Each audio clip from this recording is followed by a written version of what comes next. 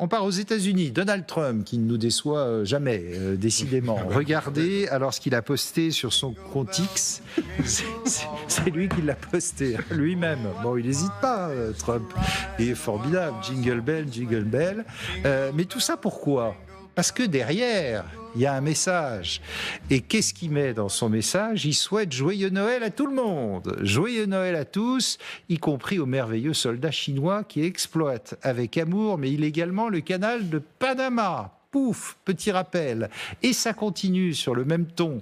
J'ai le plaisir d'annoncer alors que Kevin Cabrera sera l'ambassadeur des États-Unis auprès de la République du Panama, un pays qui nous arnaque bien au-delà de leurs rêves les plus fous. Et puis après, autre marotte, le Canada, vous savez qui veut reprendre le Canada. Joyeux Noël au gouverneur Justin Trudeau au Canada, dont les impôts des citoyens sont beaucoup trop élevés. Si le Canada devenait notre 51e État, leur impôt serait réduit de plus de 50% et serait militairement protégé comme qu'un autre pays dans le monde. Et puis on n'a pas fini. Joyeux Noël au Groenland, évidemment, qui est sa troisième marotte. Même chose pour les habitants du Groenland dont les États-Unis ont besoin pour leur sécurité nationale et qui veulent que les États-Unis soient présents. Nous le saurons. Bonsoir Randy Yalos, vous êtes président de Republicans Overseas France et Monde d'ailleurs. Ça ne manque pas de nous étonner quand même, nous, ces messages du futur président républicain que vous soutenez.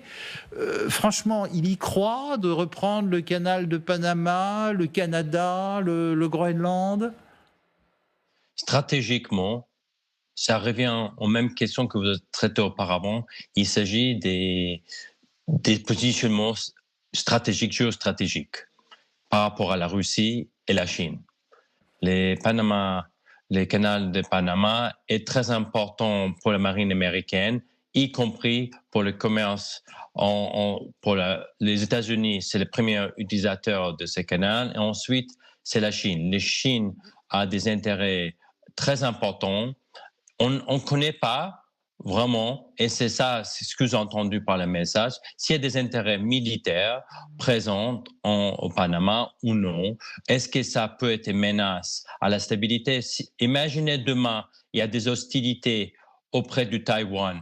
Est-ce qu'il y a une possibilité pour la Chine de causer le blocage de ce canal et empêcher la marine américaine de traverser du côté de l'océan Atlantique vers le Pacifique en cas d'agression de la Chine? Ça, c'est la première chose. Après, vous allez vers le nord.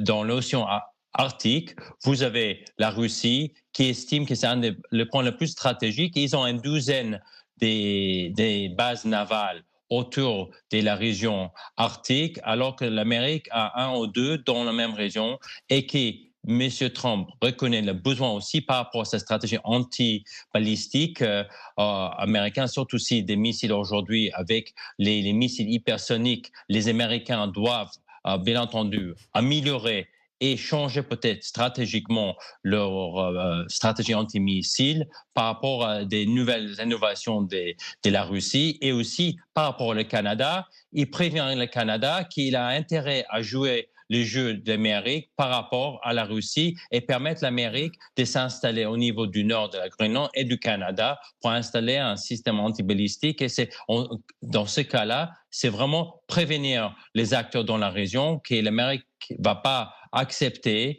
des puissances ennemies dans sa région. Non mais d'accord, je vous comprends que c'est les intérêts américains, mais enfin, pardonnez-moi, ce sont des États de droit, que ce soit le Panama, le Canada ou en l'occurrence le Danemark qui possède le Groenland. Ça nous paraît quand même, nous, Européens, hallucinant de fouler comme ça l'État de droit et de dire ah ben on va intégrer le Canada en 51e État, puis on va acheter le Groenland et puis le Panama, s'ils nous le rendent pas, on intervient. Il fait ça avec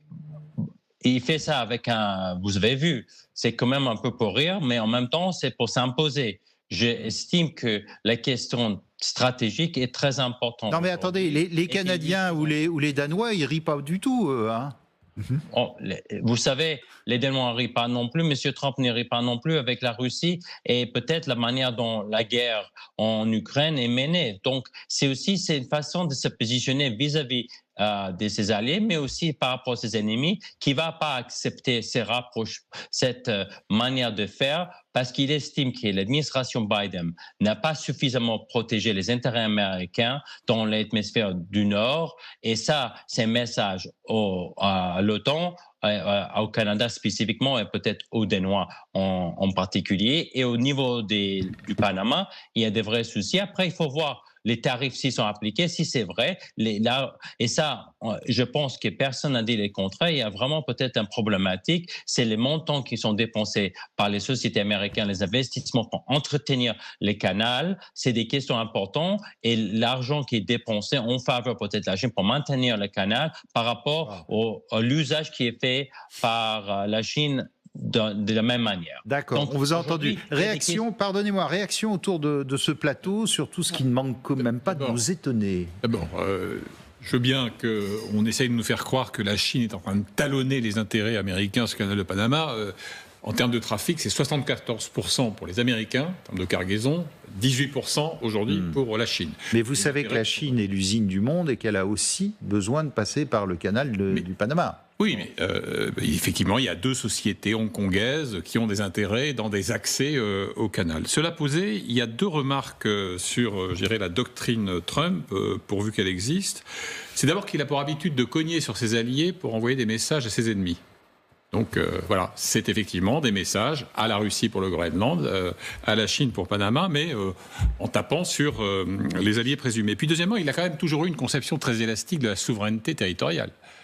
D'ailleurs, ce qui n'a pas manqué d'inquiéter les Ukrainiens lorsque, après l'agression militaire de la Russie, il a salué le coup de génie de Vladimir Poutine. Ils ne sont pas très très préoccupés par le concept d'intégrité territoriale. Et puis une dernière remarque, c'est une vieille marotte américaine. Vous savez, il y a un certain Harry Truman qui avait tenté d'acheter le Groenland après la Deuxième Guerre mondiale. Donc, et d'ailleurs, Trump lui-même, dès 2019, avait fait étudier à son cabinet la possibilité de faire une offre pour l'achat du Groenland. Donc, et puis, dernier point quand même, le Canada, c'est autre chose. Autant je crois qu'il a de vrais fantasmes sur le Panama et sur le Groenland, autant le Canada, c'est plus une galéjade. Simplement... C'est d'avoir des bases américaines au nord, vers l'Arctique. Il a évidemment tiré profit, parce qu'on ne peut pas lui reprocher de pas avoir une forme d'instinct politique. Randy Gallos. Il a tiré profit de la fragilité de l'assise de Justin Trudeau, qu'il appelle avec une certaine condescendance le gouverneur, ou de l'ironie, parce que Trudeau est lui-même très embarrassé en ce moment, puisque en fait sa vice-première ministre a démissionné pour un désaccord sur la riposte à apporter aux menaces d'augmentation des taxes américaines de 25%. Ouais. Donc il joue aussi de ces facteurs, je dirais, internes. Alors, ce qui est amusant aussi, c'est qu'à la télé russe, on suit ça de très près, vous allez voir, directement. Et alors là, incroyable, vous allez voir cet analyste qui dit, mais il a raison. Bah enfin, c'est la sphère d'influence américaine. Allons-y. Ah oui. Trump est juste honnête, il dit simplement « nous sommes tout et vous n'êtes rien ». C'est très intéressant parce que cela crée un fossé entre les États-Unis et l'Europe. Ces propos sapent fondamentalement l'architecture mondiale, ce qui crée des opportunités, notamment pour notre politique étrangère. En fait, si Donald Trump veut vraiment mettre fin à la Troisième Guerre mondiale et à tout le reste, la solution consiste simplement à diviser le monde en zones et sphères d'influence. Voilà, c'est tellement simple. C'est la télé russe, là. Hein. Ça vous étonne Non, ça m'étonne pas du tout, parce que c'est toujours un des sujets les plus exploités de la propagande russe. Et c'est le sujet très très simple. Eux, ils sont les mêmes. Ils sont tous les mêmes, ils sont tous les mêmes. Ils sont comme nous, parce que voilà, nous avons notre Ukraine. Voilà, notre sphère d'influence. Dans notre sphère d'influence. C'est exactement la même chose pour eux qui ont leur sphère. Mais alors, foutez-nous la paix. Ouais, on est d'accord de leur accorder leur sphère d'influence. Voilà. Canada, c'est quoi ? C'est l'Ukraine américaine. C'est exactement la même chose. Plus compliqué pour le Groenland, quand même. Parce que là, il pourrait y avoir une prétention. Ça c'est un peu plus compliqué. Non, mais, le Groenland, c'est l'Europe, si c'est le Danemark. Il y a quand même quelque chose d'intéressant, c'est qu'il y a une conception impériale selon laquelle les empires n'ont pas de frontières. Vladimir quand ça les arrange, quoi. Oui, c'est quand ça les arrange. Il disait, elle a une petite fille, quelles sont les frontières de la Russie ? La Russie n'a pas de frontières. C'est la conception, véritablement, des empires tels qu'on les voyait même dans l'Antiquité. je vous ai donné un empire sans fin, des Virgile, etc. Donc vraiment, il y a quelque chose d'inquiétant. Il y a quelque chose dans Trump qui est quand même assez Poutine dans cette affaire-là.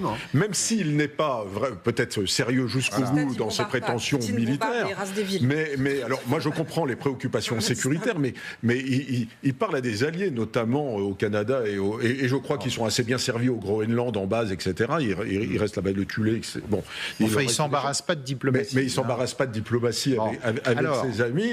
Avec des amis comme ça, on n'a pas besoin d'ennemis. Ouais. Alors, Trump aussi qui inquiète les Européens de l'OTAN, et puis ceux qui sont les plus concernés par la guerre en Ukraine, et notamment les pays baltes, qui se disent, quand Trump va arriver, s'il sabre les crédits de l'OTAN, qu'est-ce qui se passe? Regardez ce que dit le Premier ministre letton. Il dit, le président letton, pardon, nous ne sommes pas prêts, c'est tout à fait clair, nous ne pouvons pas continuer à espérer une situation dans laquelle les États-Unis resteraient très impliqués en Europe. Et puis, même son de cloche de la part des Estoniens, du Premier ministre, là, nous devons renforcer nos capacités de défense en raison de la menace russe et de son incapacité à être une démocratie, à opérer dans un monde fondé sur des règles. C'est-à-dire que là, il tire la sonnette d'alarme. Il dit, si les Américains réduisent les crédits ou s'en vont de l'OTAN ou je ne sais, qu'est-ce qu'on fait ? Mais ils sont sur le Limès, hein, si vous voulez, l'ennemi il le voit en face. On traverse la frontière, elle est à quelques kilomètres, et en plus c'est des pays, notamment les 3 pays baltes, parce que la Lituanie pourrait dire la même chose, qui n'ont aucune profondeur stratégique et qui pourraient être traversés en quelques heures par les Russes. Alors bien entendu, ils n'en sont pas là parce qu'ils sont un peu englués ailleurs, et puis on les verrait arriver de loin. Mais rappelons quand même qu'ils ont été occupés et réoccupés. Ils faisaient partie de l'ancien empire russe. Ils ont été indépendants dans les années 20 et 30. Et ils ont été réoccupés après, même si ça n'a pas été reconnu par la communauté internationale. Les pays baltes faisaient partie des pays dont l'occupation n'a jamais été capable de dire. Donc ils ont la trouille, comme les Polonais. Kilomètres de frontières. Mais oui, mais personne n'est capable de dire ce que va faire Trump le 20 janvier de l'OTAN. Mais là, ce qu'ils nous disent, ce qui est intéressant, c'est qu'il faut peut-être qu'on prenne un jour notre sécurité en main, notre sécurité européenne. On le dit depuis des années. Voilà.